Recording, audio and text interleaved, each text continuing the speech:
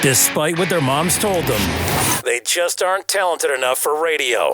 Unfortunately, anyone can have a show these days. Sean. Well, I'm pretty hard to figure out sometimes. In fact, I can't even figure myself out sometimes, so don't you try to. Joe. You're an idiot. And really a disloyal person. This is the Cuse Militia. Those two unapologetically biased, orange-blooded homers, Sean and Joe. It's the most bullshit thing I've seen in 30 years. Welcome, orange men and ladies. Happy Tuesday. This is the Cuse Militia with Sean and Joe for the Believe Entertainment Network at Cuse Militia on the socials. Go there, join the militia live on X Spaces for the fan feedback segment of every post-game show. We're here to bring you the preview and predictions for Duke at Syracuse this coming Saturday at noon. Nooner. No, don't say. Yeah, it's a noon game. So we'll go over a quick synopsis of that. Because once again, it's difficult to judge things still, especially from a prediction standpoint. But we will give those predictions. And I did put up a late Twitter post, so looks like we'll have a little bit of content on fan feedback end. But I totally forgot. It's been a busy. I feel like it's Thursday. Let's put it that way. Mm-hmm. And that should say enough, I feel like. And so I forgot. Anyways, it is up. And if you're hearing my voice right now, it doesn't matter. But we'll let it accumulate a little bit here throughout the beginning of the show, and then we'll go over that.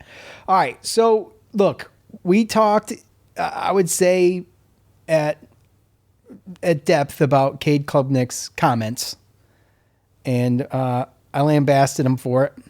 And while I think it's lacks a little bit of professionalism, the frustration is 100% understood, as Syracuse was just fined $25,000 and publicly reprimanded on Monday, that was yesterday, for faking injuries in the 34-21 win over Clemson last weekend, calling its actions unethical and contrary to the spirit of the rules. In a statement, the ACC said Syracuse violated a NCAA rule established this year aimed at stopping teams from faking injuries to slow down play.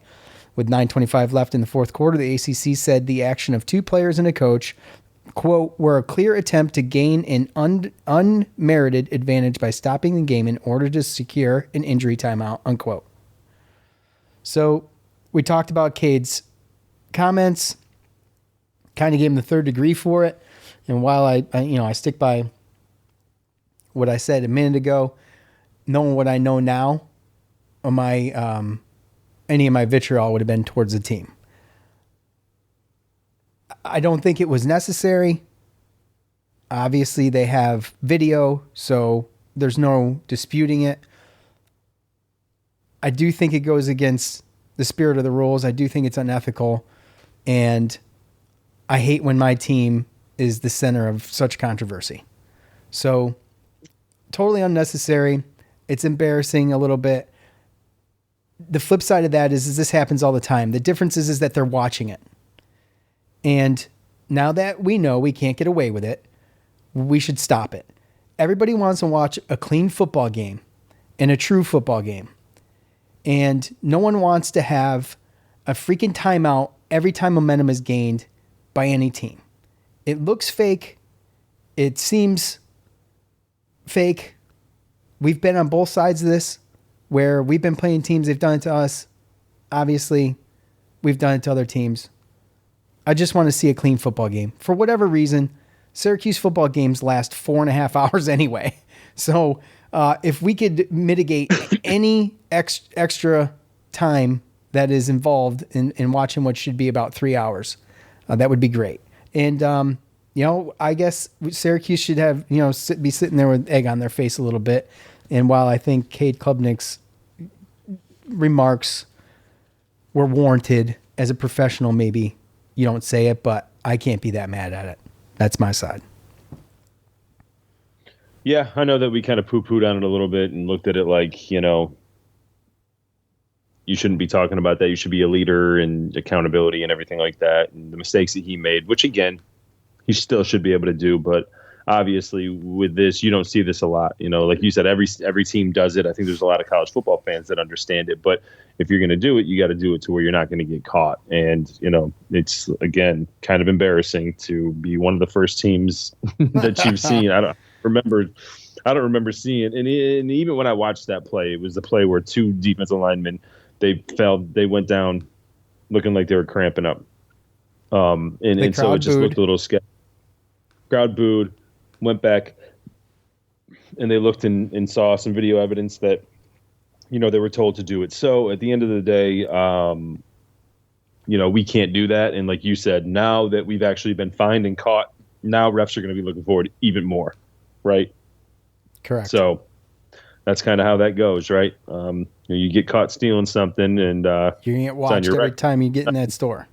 Your record, absolutely, right? So that's just kind of where I'm at. No, but I'm just saying that's how it works. It could be anything, right? Right, yeah.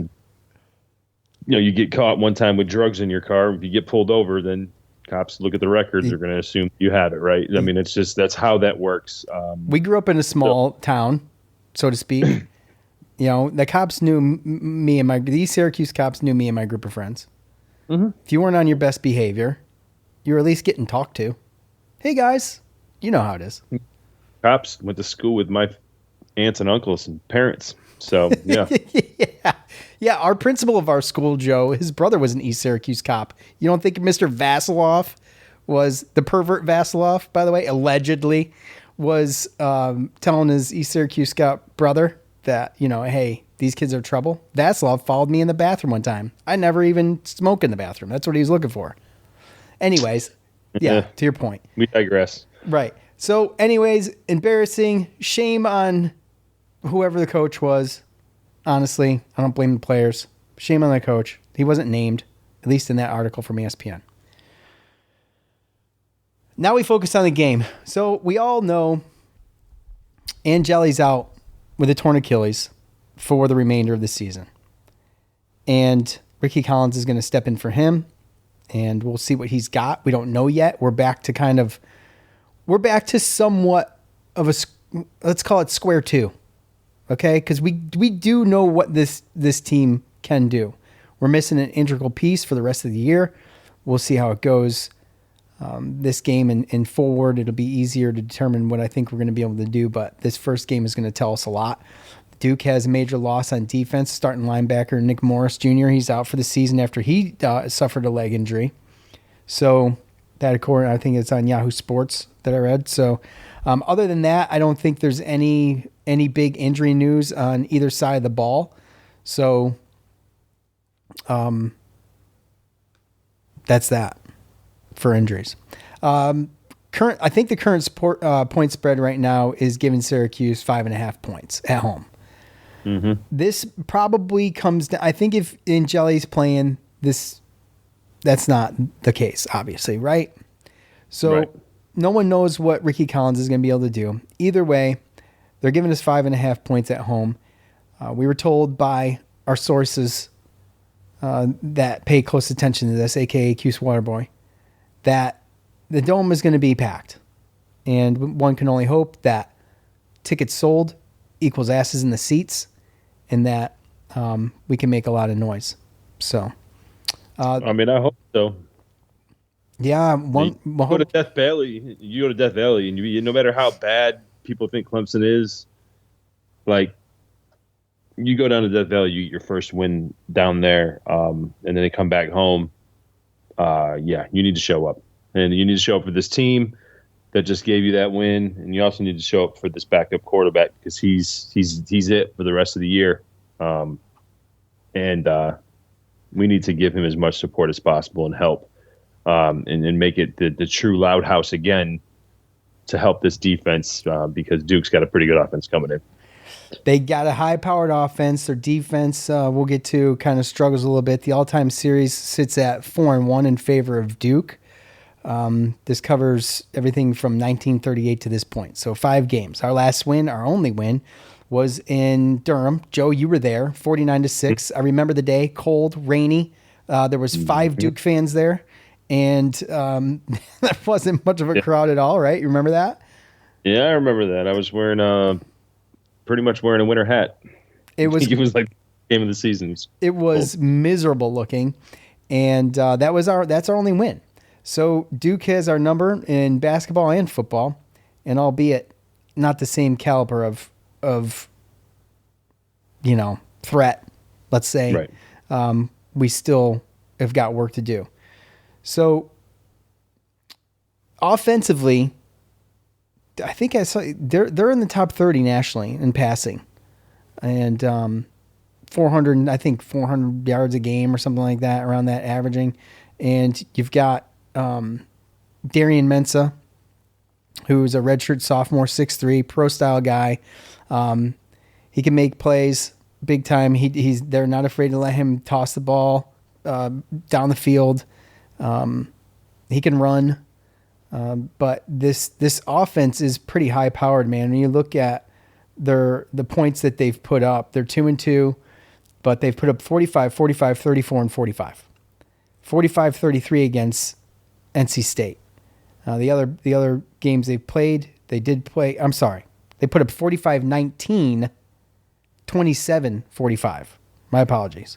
Either way, win against Elon, 45 points, a loss against Illinois, 19 points, a loss against Tulane, 27 points, and a win against NC State with 45 points. Now, I thought NC State, we didn't know what the hell NC State was going to do, and then look good. Now, this game happens last week, so we don't know.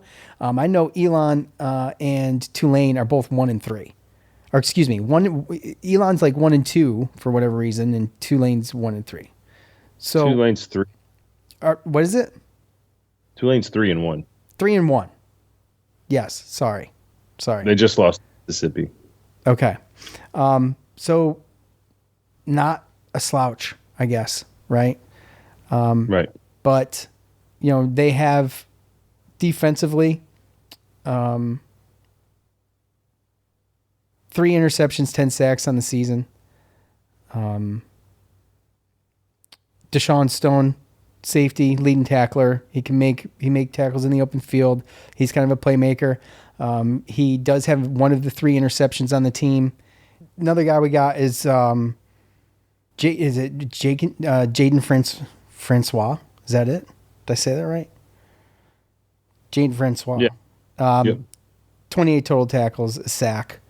The sacks are pretty evenly spread out throughout this team. Like I said, 10 total. It's not too bad it's better than us for the past. No, it is.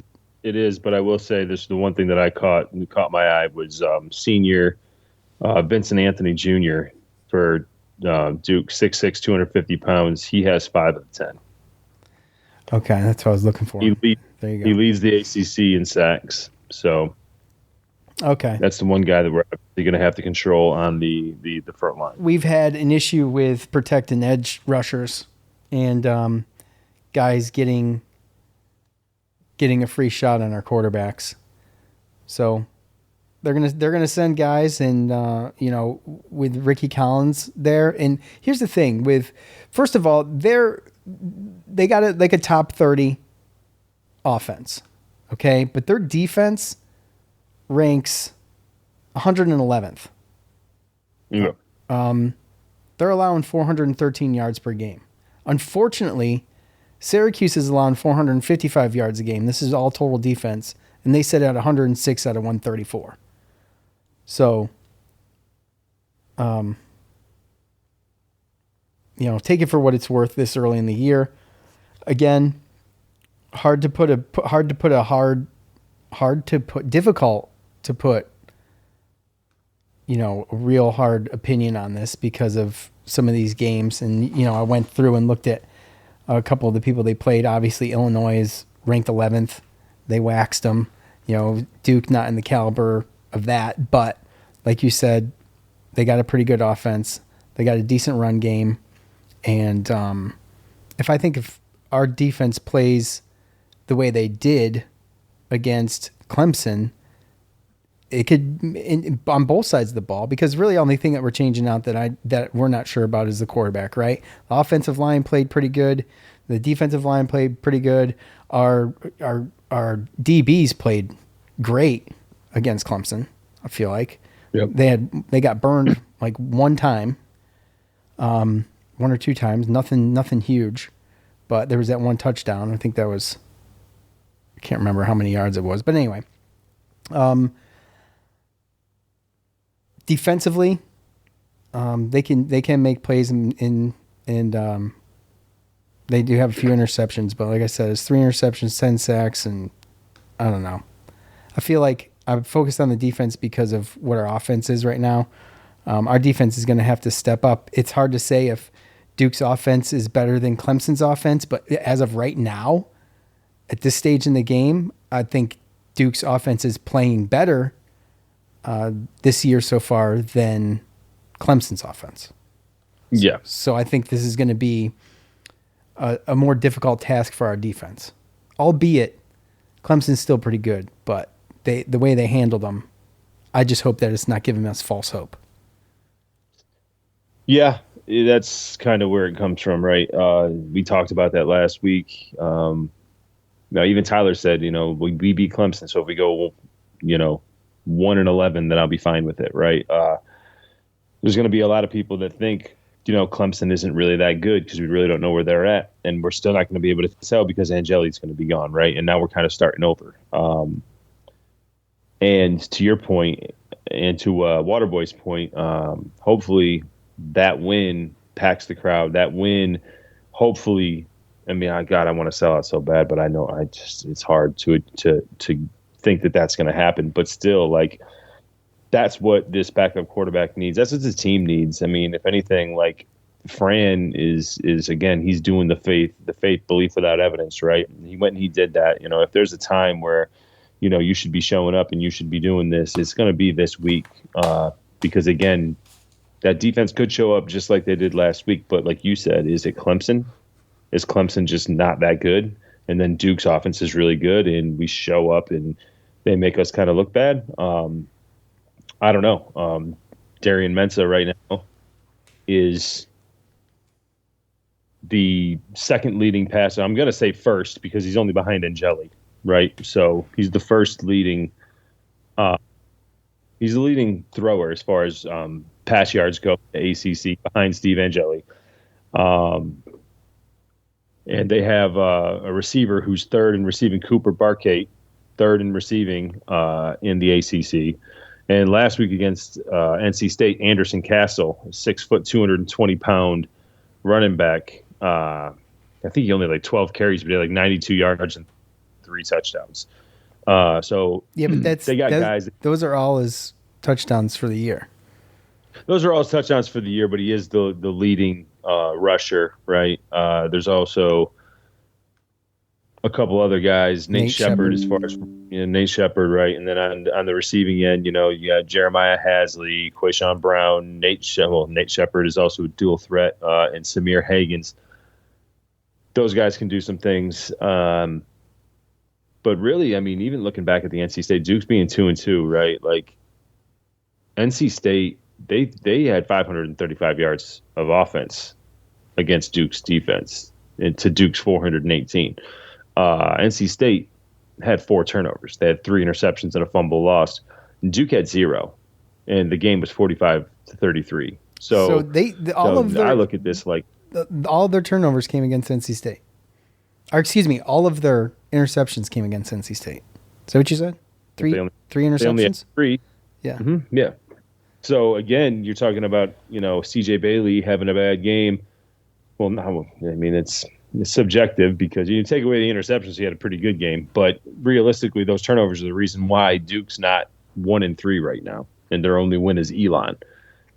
So, yeah, they got a good offense. Darian Mensah, I know that he was a little bit more of a dual threat when he played at Tulane last year, which again is ironic because Duke paid him $4 million to come play quarterback from Tulane. Because he played at Tulane last year, and then they go to Tulane, they lose, right? So, in Darian Mensah, when I checked, he's got negative yards this year as far as rushing. So I don't think he's as dual threat as we think. I think we handled Cade Klubnik pretty well, and I think he's around the same. So, yes, he's got some some weapons and some things of that nature. Not really sure how good their offensive line is, but nonetheless, with the Loud House and with all you fans showing up and being loud, and our defense seemingly getting better every week, and if they can jump with that, like our defense really, really needs to show up for Ricky Collins, and so do the fans this week.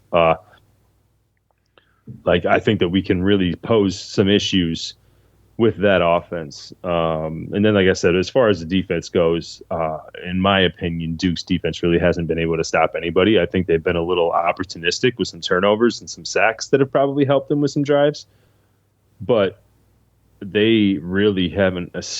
They haven't really impressed me, especially a Manny Diaz coach team. I mean, he's the head coach. He was a defense coordinator. He's a defensive guy. Now, does that mean that they can't fix things as the season goes on? Absolutely. But right now, that defense really hasn't impressed me. I mean, NC State is not a great team, and they put up 33 on them. So, yeah, I mean, the opportunity's there. We got to use the momentum and everything, and hopefully the coaches can set us up with a good game plan for Ricky Collins to be successful. But also, with that said, like we have to understand that there's no tape on Ricky Collins, right? Like we saw what the team was turning into and what it could have been with Angeli up until the third quarter of last game. And now that's going to change a little bit. It's going to look a little different. And what little wrinkles and little things can we change that we're going to be able to kind of catch Duke by surprise, right? And I mean, we sat there and lined up and won the trenches against Clemson, and we ran the ball down their throat. Are we going to be able to do that more successfully to take a little bit more pressure off of Ricky Collins? I mean, those are the things that I'm looking for. They're going to have to. I just don't think Ricky Collins has the arm, the accuracy, and maybe possibly the decision making that Steve Angeli has. And I could be totally wrong. If I get proven wrong, then I'll let you know.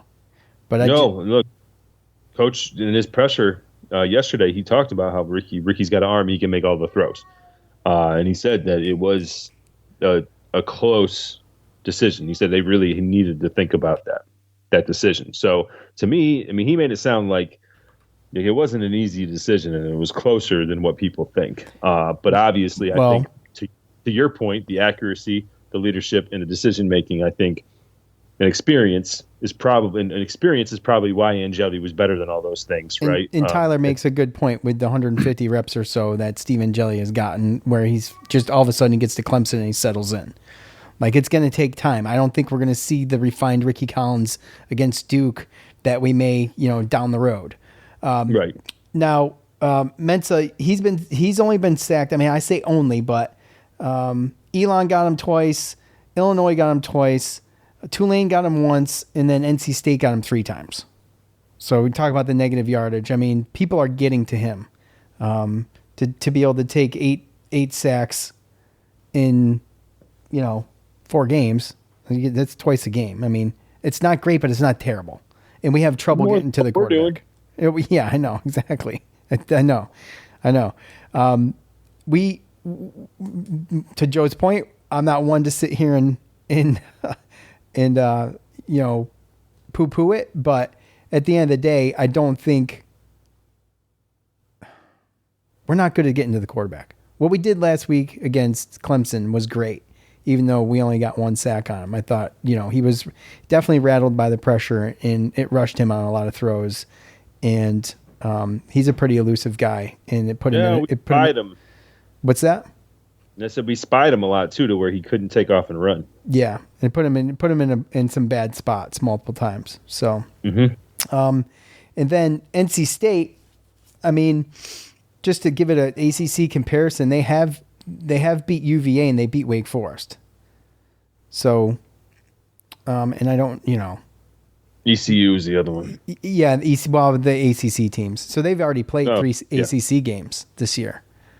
Right. And they have they're playing Campbell coming up too later in the year, which I think is dumb. I think all those games should be over with by now. But anyway. It is what it is. It is what it is. So yeah, I mean, it's tough to gauge, dude. I think we know who Duke is, It just depends on what we get out of Syracuse. Which Syracuse is going to show up? Is it going to be the Syracuse against UConn, or is it going to be the Syracuse against Clemson? I just got to hope that we're not in a situation. What's that? If it's the Syracuse that showed up for UConn, then we're in trouble. Right, exactly. I just feel like things are clicking for Syracuse, or they were clicking for Syracuse, and you lose your starting quarterback, and you're either going to rise up to the challenge or you're going to implode. And I guess we're going to find out this Saturday at noon which one of those that is. But either way, I think it's going to be a good game. And, I'll say it now. We might as well do this before we go into some fan picks, unless you have anything to add, Joe. Well, it's just going to be a physical. Well, there's a couple things. Number one, I just want to throw it out here. Duke's backup quarterback is Henry Bellin IV, which is the brother of our true freshman quarterback, Rich Bellin. So we have brothers on both teams. So that's a little bit of interesting. Probably going to hear it. They're probably going to talk about it. Maybe, maybe not. I don't know. But nonetheless, it's going to be a hard fought game. I think that Mensa is probably obviously more proven than Ricky Collins. But, our running back and their running back, Anderson Castle, is a load. Yassine Willis is a load. They got receivers, multiple receivers they can throw to, same as us. We got a defensive-minded head coach. They got a defensive-minded head coach. So, I see it as very, very close. I think that just there's a couple things I think that might be able to give us an advantage. Obviously, the injury to the Duke linebacker and the fact that Duke's kind of allowed a lot of yards this year, not necessarily maybe points, but yards. And the crowd, and that the fact that they don't know what little wrinkles and little things that Ricky Collins is going to be able to do. We got to be able to use those things to our advantage. If we don't use the things that we have to our advantage, then this could very well not go the way that we need it to go. And we could be right back to square one, where we were talking about how, I remember we were talking about we need to win all 6 home games to get a bowl game. And then this Clemson game happened, and you're like, okay, what can happen? But then Steve Angeli gets hurt, and now we're back to, okay, well, now we got Duke at home. And they're the favorites. So, it's weird. You go to ESPN, you go to the matchup. ESPN says that we have a 67% chance of winning, but then you go to Vegas, and they have us as a 5.5-point underdog at home after a win like that. So that's all because of our quarterback situation. That's it. So, yep. and we did we not learn anything last week? And I know we did. I'm just playing devil's advocate with you about who and whatever entity puts these point spreads together. Well, it's all deception, right? When it comes to that stuff, it's all about deception and perception. And they try to play it off. They set the line based upon what they think people are seeing. And at the end of the day, our game lasted 5 hours and 45 minutes. We were up 24-14 at halftime, and you went in a 96-minute rain delay. You don't think that there was college football fans all over the place seeing that score and waiting for that to start, and then watching that second half, and then watching a quarterback tear their ACL? Not to mention the fact that there's a whole bunch of people that think that Clemson's trash, and that they truly are a 1-3 bottom of the barrel ACC team. So I think that Vegas is taking all that information and then saying, oh, look at Duke, they won over here. So there's no way that Syracuse is going to be able to score with them. It's all deception and perception. They set the line, and then they let the bettors let it swing up or down depending on who they bet. Well, as badly as I want to see Clemson on the field to see what kind of Clemson shows up, we're going to have to wait 2 weeks from last Saturday to see it, unfortunately, as they travel to UNC. But I'm very interested in that matchup. Very interested, because UNC seems to stink, and so does Clemson. Yeah, that's still not going to... That's still not going to tell us anything, will it, Joe?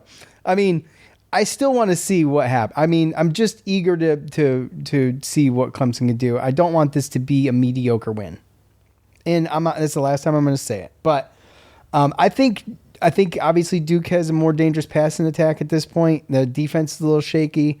We've seen they can put points up. So our defense is going to have to be alert, and they're going to have to be on their game, man, big time. So no big plays. Try to get some turnovers. Like I said, do everything that you can to help this offense and Ricky Collins, and that's on the defense, and that's on the fans this week. And I will regurgitate that till the end of this podcast. Right, exactly. They have a big injury. We have a big injury. I think even though Duke's favored, my edge is going to go to Syracuse because of I think this team rises up to the occasion. I feel like they rose up to the occasion last week, and I think they do it again this week. I think 31-27, Syracuse pulls it off, and I'm kind of this isn't what I feel in my stomach. This is what I feel in my heart. Okay? And I hate... I'm just laughing because that was my same exact score. So. Oh, was it really? Sorry. Well, look, man. Great minds think alike, bro. I mean, look, let's just put it this... Like, let's make a guess as a pair. Okay, that's fair. That's fair. I'm not going to sit here and think about another score. That's where I was. Yeah, I don't change my scores. I mean, it's never good. When you get a score in your head, you need to stick with it. So that's fine. We're both going 31-27 in favor of Syracuse. Syracuse rises to the occasion. They need to learn how to figure out how to slow Mensa down in the passing game. I'm in high confidence of them actually being able to do that. And I think the way a team responds to their leader going out, quite possibly is the, without a doubt, it's the biggest hurdle a team can overcome. The way that this team is coached, like you got to think about it. The way this team is coached, you hear coach in his presser, he doesn't blink. You think he's going to let his team blink? You think he's for a second going to let them get down about this? I think that they rise to the occasion, man. They're at home. Thankfully, they're at home. And to your point, man, I think that's huge. So the crowd's got to be big. They're going to have to step up. This defense is going to have to step up tremendously. And Ricky Collins is going to have to be poised. He's going to have to show everybody why he was just barely beat out for this spot. And it's his time to shine. This is his moment. The rest of the year, this team is his. He needs to grab it by the horns and take it and ride it. And until I'm proven otherwise, that's what I believe is going to happen. And it really comes down, for me, to Fran Brown and the way he instills culture into these kids. That's my bottom line. If Fran Brown is not the coach of this team, my prediction would very well be much different, most likely. Mm-hmm. Oh, yeah, absolutely. And that's to his point. Like, that's what he said. I mean, Steve, in this pressure yesterday, Steve Angeli, he already had surgery. He had surgery yesterday, and Fran Brown said that he's going to come with us. He's going to be on the field. He believes that Steve Angeli is going to be the guy that's in there helping him out. I mean, both these guys were very, very humble when they, I mean, obviously you look at Ricky Collins, he comes from LSU, and Steve Angeli, they both were backups. They kept being told that they weren't good enough to be the number one. They weren't good enough to be the guy, And I hate the fact that Steve Angeli won this and he didn't get a chance to make it all the way to Notre Dame. Because that to me was what I wanted to see. And when he started playing good, I was like, oh God, Notre Dame's not playing that good. Like, not to their expectations anyway. And their defense is not great. Notre Dame's defense, but he looked good, and I was looking forward to going to South Bend and having Angeli say, "Screw y'all."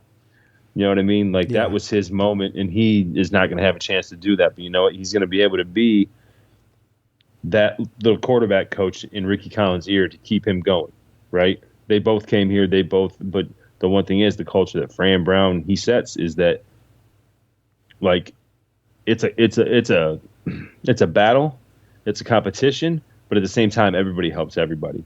So Steve Angeli just turned into another coach, another quarterback coach on this team, and he's going to be the one that's going to be there, even on the sidelines, even on road games, right there with Ricky Collins. And to your point, Ricky Collins, like, this is why you came here. This is why you came here, dude. Right. Like, because you were behind Jay Daniels, because you were behind Nussmeier. You were a good recruit. You have talent.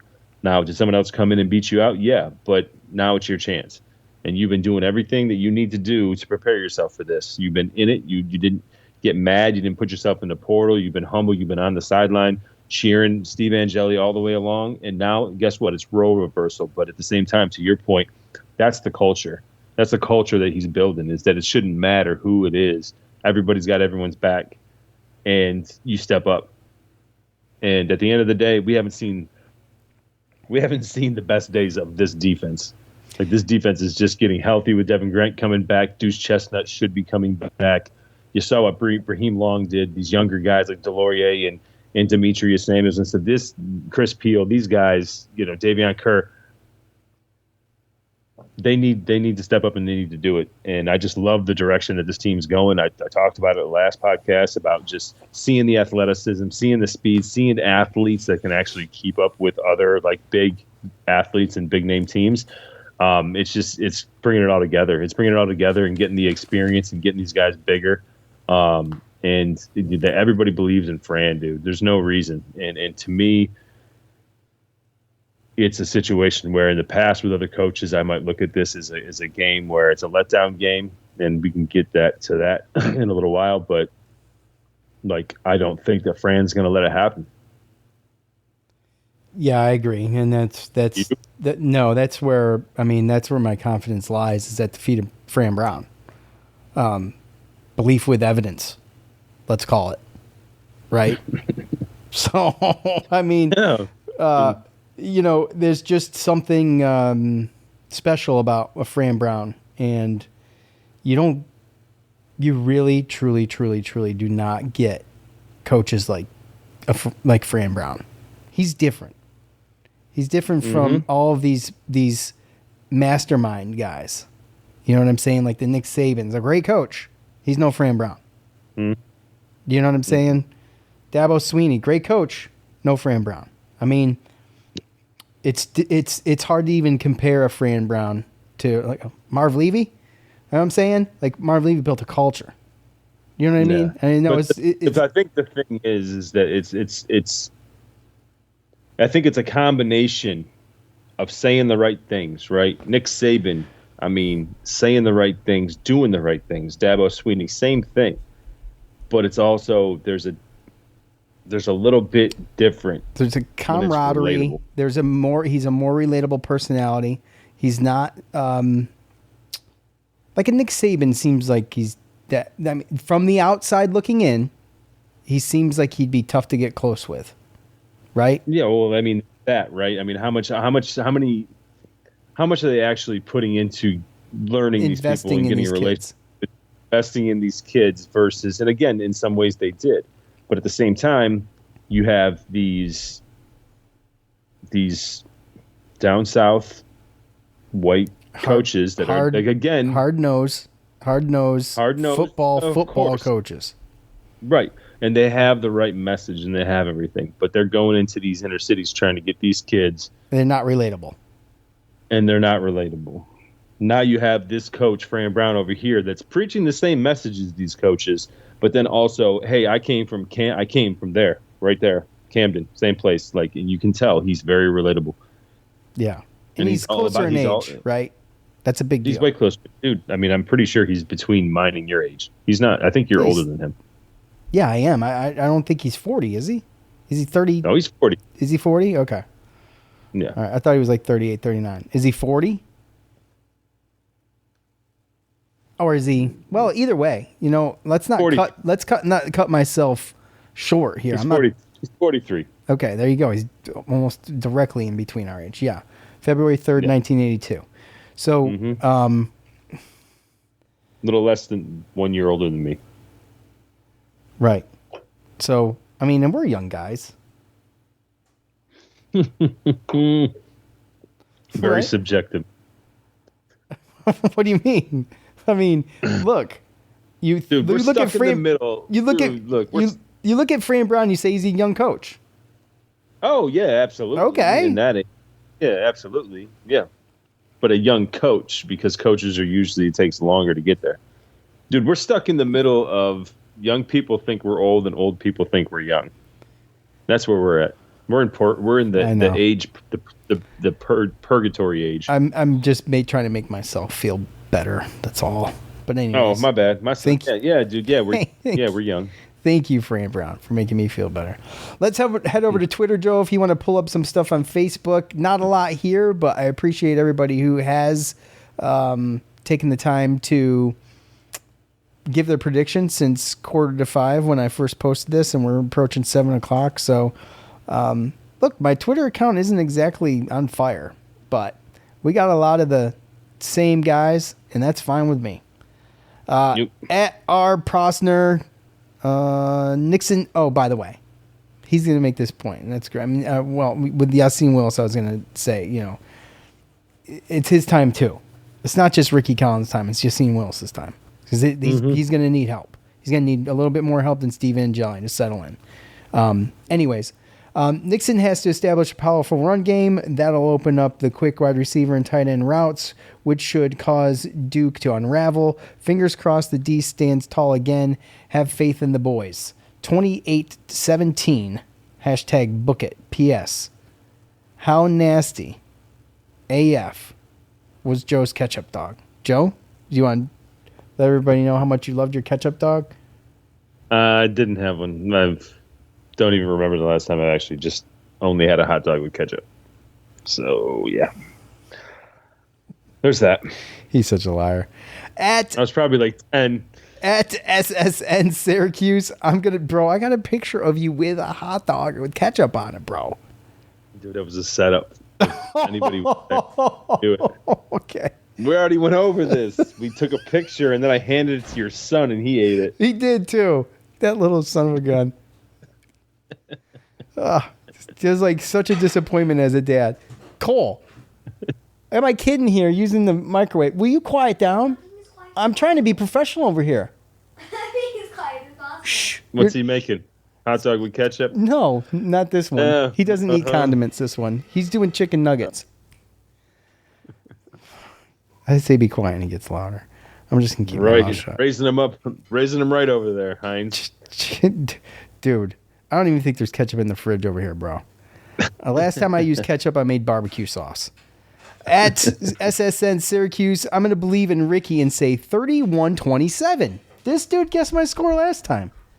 Weird. Cuse. He goes with Cuse.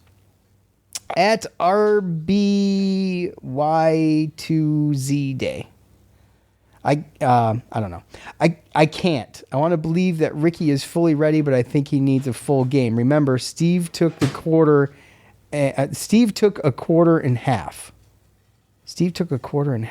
I do believe Cuse wins. I didn't get a score, though. Our buddy Nadal, 23-20. It's a defensive struggle, but we get it done. Nothing in life is ever easy except for hating Duke. Here's the thing that's weird. Isn't it weird how much more we hate Duke? Wait, go ahead. Say what? I was stepping all over you. I was gonna say I don't really hate Duke football. That was my point. Thank you. I do. Yeah. I cannot stand Duke basketball. Duke football doesn't bother me.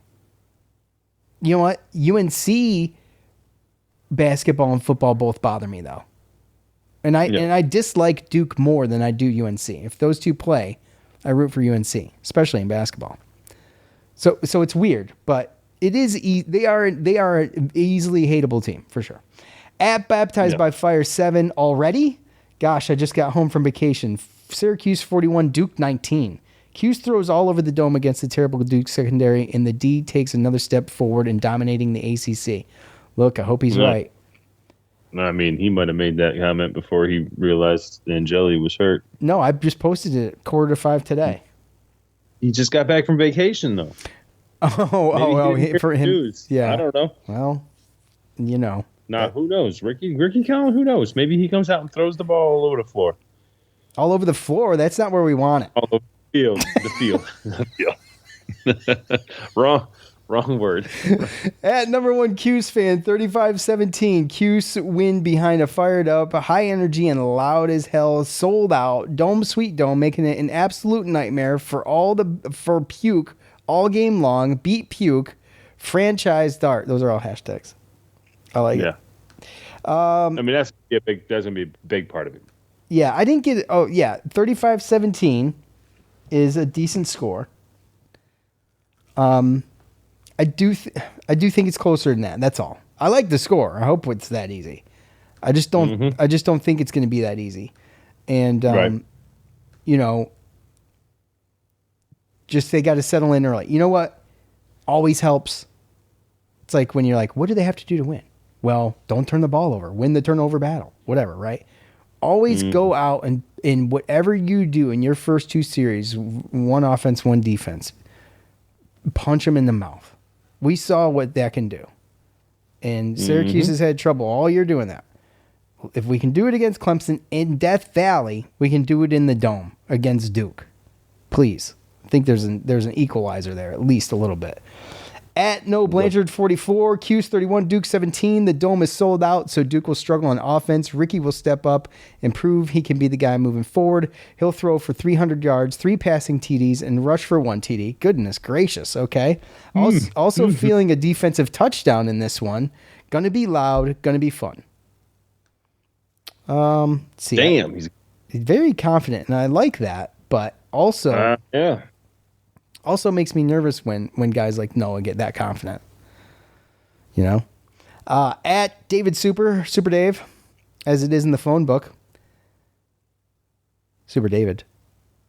Dome will be defending. I think you mean Dome will be defending. 37-12. By 3 p.m. Saturday, the nerds in Durham will be Googling Duke basketball schedule. I like it. Yes. I like it. I like it a lot. Yeah, and that's why we don't hate Duke football that much. Duke football just came on in the past, 5 years. Is that fair?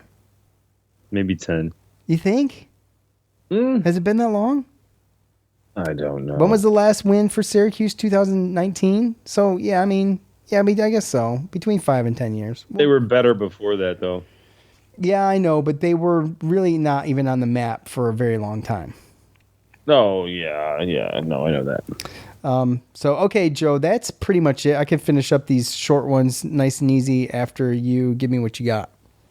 All right, well, so we only got 8 comments. 8's not bad. I leave posts up overnight and only get 8 comments. So it's fair. Yeah. But again, not a lot of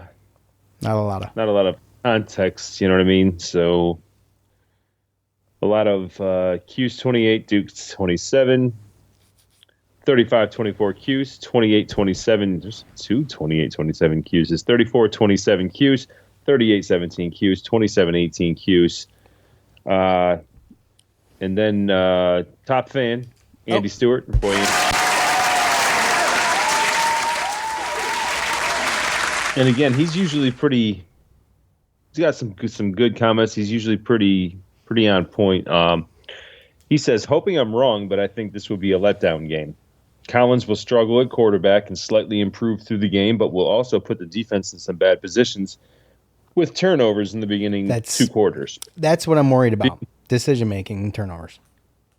Yeah. Being forced to come from behind will be a little too much for this inexperienced quarterback and offense adjusting without Angeli. Duke 31, Syracuse 17. And then top fan John responds to his comment saying, Andy Stewart, I hate to say it, but that's where I'm at. Collins, in my opinion, isn't good at all. I'm praying I'm totally wrong and I can eat crow. All we heard was about his legs, and all he did was get sacked over and over in the very limited time Maybe with a full week of practice with first team, he will be great. Please, Ricky, prove me wrong. I think that's both of those are fair because we haven't seen it yet. And you got to take coach's word for it that, this really was this close in this battle, quarterback battle in the spring. And you got to take his word for it, but we haven't seen it. So, right. Well, again, right, it goes to the belief without evidence, right? Yeah, I know. But my point of every time I bring that up is that we're over it. Over what? To some degree, belief without evidence.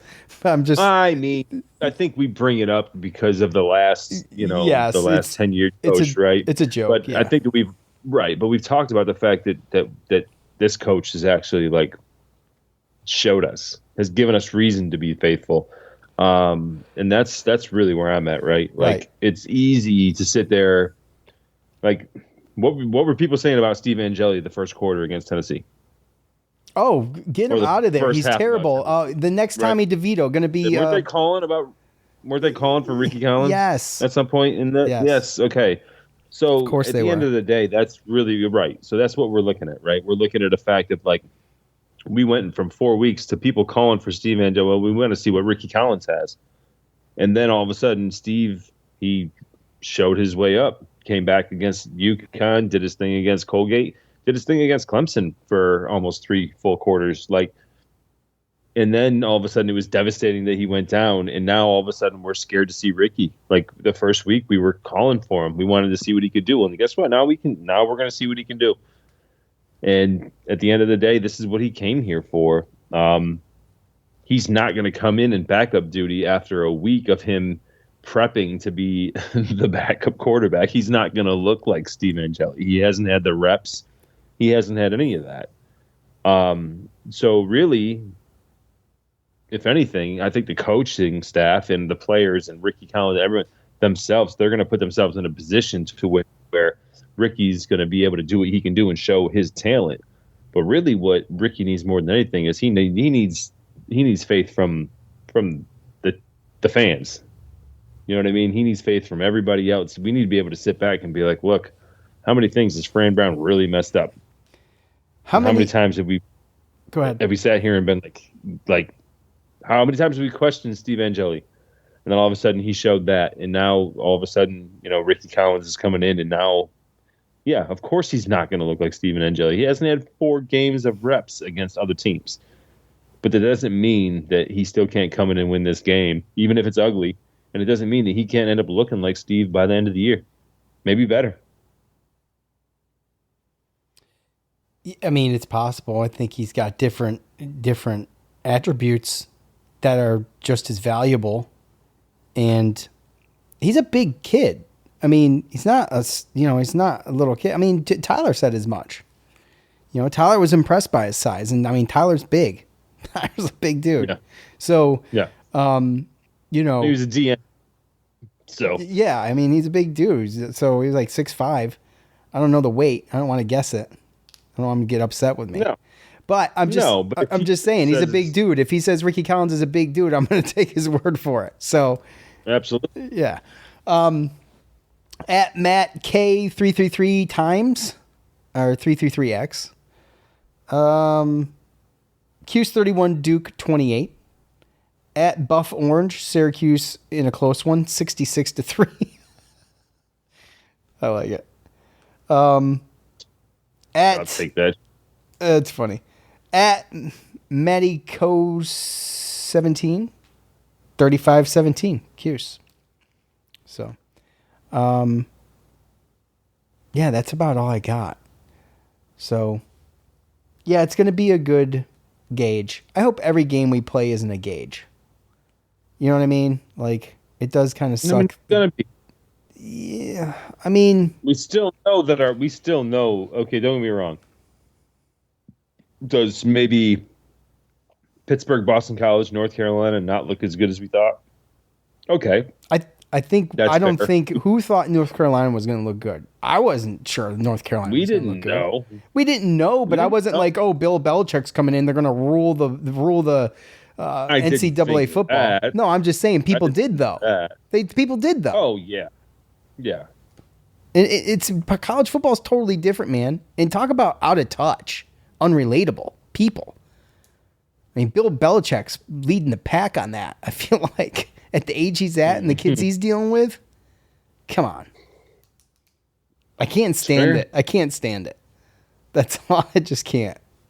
So, anyways, what were you going to say? To your point, I'm sorry. It's going to be interesting.